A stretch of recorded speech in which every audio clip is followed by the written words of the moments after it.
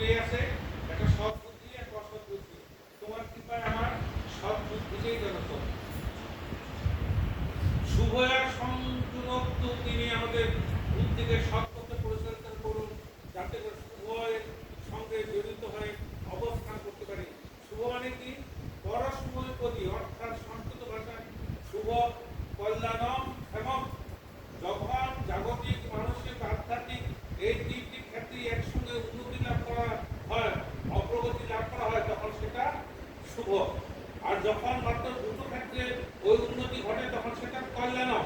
আর কেবল একটি ক্ষেত্রে উন্নতি হলে সেটা কেবল হয় ক্ষেমম। বাংলায় উচ্চারণ ক্ষেমম।